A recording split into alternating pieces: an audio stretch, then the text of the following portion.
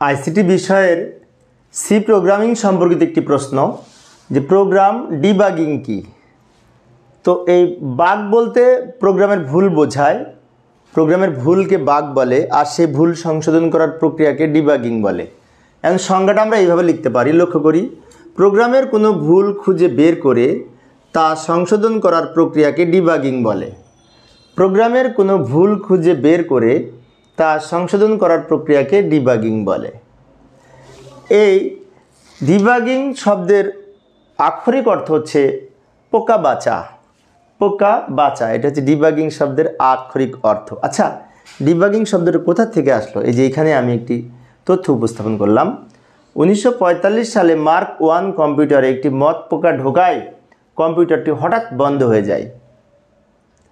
এই মথ পোকাটা বাগ হিসেবে পরিচিত, সেজন্য বন্ধ হয়ে গেছে, সমস্যা হয়েছে, সমস্যাকে বাগ বলা হয়েছে। পরবর্তীতে তা বের করে আনা হয়, এই থেকেই ডিবাগিং শব্দের উৎপত্তি। অর্থাৎ এই যে মথ পোকাটা বের করে মেশিনটা ঠিক করা হলো, মানে ভুলটা সংশোধন করা হলো, এই সংশোধন করার প্রক্রিয়াকে ওখান থেকে ডিবাগিং শব্দটির উৎপত্তি হয়েছে। অনেক শিক্ষার্থীর মনে হতে পারে পরীক্ষায় যদি আসে এত বড় করে লিখবো না, এই উপরেটুকু লিখলেই হবে, এটুকু লিখলেই হবে, প্রোগ্রামের কোনো ভুল বের করে তা সংশোধন করার প্রক্রিয়াকে ডিবাগিং বলে, এইটুকু লিখলেই হবে। আর এই অধ্যায়ের সৃজনশীল প্রশ্নের প্লেলিস্ট আমি ভিডিও ডেসক্রিপশনে দিয়ে রেখেছি, ওখান থেকে দেখে নিতে পারবে তোমরা। ধন্যবাদ সবাইকে।